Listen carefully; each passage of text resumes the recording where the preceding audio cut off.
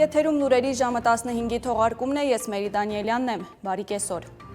Հայաստանի արտգործնախարար Արարատ Միրզոյանի և Միացյալ Նահանգների պետքարտուղար Մարկո Ռուբիոյի հանդիպումից հետո հրապարակվել է Հայաստան-Միացյալ Նահանգներ համատեղ հայտարարությունը։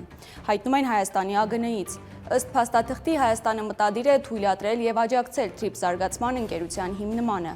Ակնկալվում է, որ ընկերությունը պատասխանատու կլինի TRIPS-ի զարգացման համար 49 տարի նախնական ժամկետով։ Հայաստանը մտադիր է Միացյալ Նահանգներին առաջարկել TRIPS զարգացման ընկերության 74% մասնաբաժինը, պահպանելով 26%-ը։ Ակնկալվում է, որ այս համագործակցությունը կերկարաձգվի ևս 50 տարով, Հայաստանի մասնաբաժինը դարձնելով 49%։ Նշվում է, թե կապելով Ադրբեջանի հիմնական մասը Նախիջևանի հետ և ստեղծելով տրանսկասպյան առևտրային երթուղու կենսական օղակ, ակնկալվում է, որ TRIPS-ը միջազգային և ներպետական փոխկապակցվածության փոխադարձ առավելություններ կստեղծի Հայաստանի համար։ Ըստ հայտարարության TRIPS-ի վերջնական նպատակն է ամրապնդել Հայաստանի և Ադրբեջանի բարգավաճումն ու անվտանգությունը և խթանել ամերիկյան առևտուրը, ընդլայնելով տարածաշրջանային առևտուրն ու փոխկապակցվածությունը։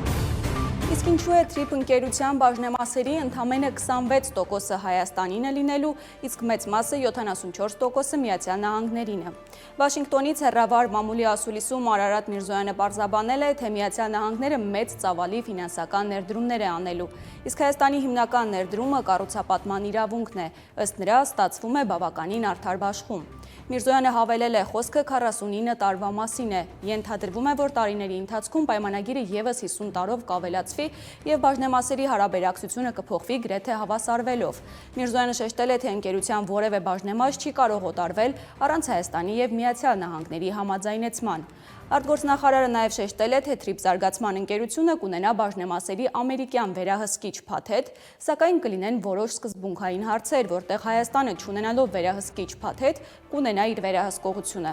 Անդրադառնալով ժամկետներին, Միրզոյանը TRIPS նախագծի տեսանելի արդյունքներ է ակնկալում գետնի վրա մինչև աշնան սկիզբ։ Պատասխանելով նախագծին Թուրքիայի հնարավոր մասնակցության վերաբերյալ հարցին, նախարարը նշել է, որ նման հարց չի քննարկվել, քանի որ TRIPS-ը հայ-ամերիկյան համատեղ բիզնես նախագիծ է։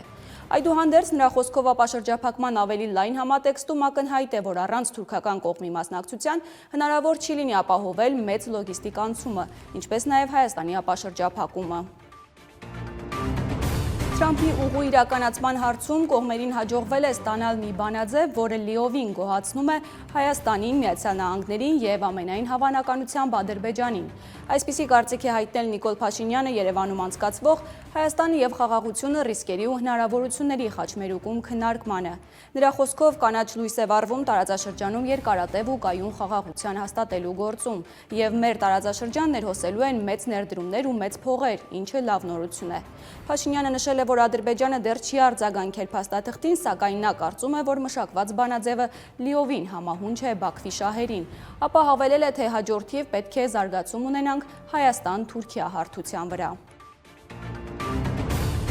Հանրապետությունում ձյան առատ տեղումները և մերկասառույցը մի շարք ավտովթարների պատճառ են դարձել։ Մասից խոշորացված համայնքի Մարմարաշենի կամրջի հարևանությամբ բախվել է 14 տրանսպորտային միջոց։ Ըստ լրատվամիջոցների տուժածներ չկան։ Քաջարան-Կապան ավտոճանապարհին ջիպ մակնիշի ավտոմեքենան դուրս է եկել ճանապարհի երթևեկելի գոտուց և հայտնվել ճանապարհամերձ հատվածում։ Պատահարի հետևանքով 3 հոգի վնասվածք է ստացել ու հոսպիտալացվել։ Թեղուտ բնակավայրի վարչական տարածքում էլ ճանապարհի մերկասառույցի պատճառով շտապօգնության մեքենա է կողաշրջվել։ Վթարի հետևանքով բուժքույրը վնասվածքով տեղափոխվել է Դիլիջան բժշկական կենտրոն։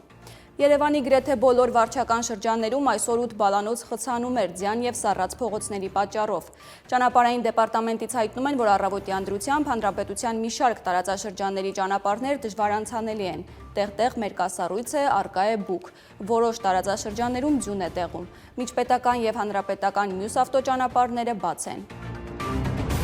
Հայաստանի ազգային հավաքականի գեղասահորդներ Սիմոն Դանիլյանցը և Կարինա Ակոպովա Նիկիտա Ռախմանին զույգը չեն մասնակցի գեղասահքի Եվրոպայի առաջնությանը։ Հայաստանի գեղասահքի ֆեդերացիան հայտնել է, թե չնայած բոլոր անհրաժեշտ փաստաթղթերի ժամանակին ներկայացմանը, Մեծ Բրիտանիայի դեսպանատունը մեր մարզիկներին չի տրամադրել մուտքի վիզաները սահմանված ժամկետում, ինչի հետևանքով մեր հավաքական թիմը զրկվեց Եվրոպայի առաջնությանը մասնակցելու հնարավորությունից, որը 2025-26 թվականների մրցաշրջանի ամենակարևոր կարևոր մրցաշարերից մեկն էր։ Ֆեդերացիայից նշել են, որ սա լուրջ հարված է մարզիկների ամբողջ սեզոնային պատրաստությանը, մրցակցային զարգացմանը և միջազգային վարկանիշային դիրքերին։ Հայաստանի գեղասահքի ֆեդերացիայից վստահեցնում են, որ արվում է ամեն ինչ նման իրավիճակների կրկնությունը կանխելու և մարզիկների իրավունքները պաշտպանելու համար։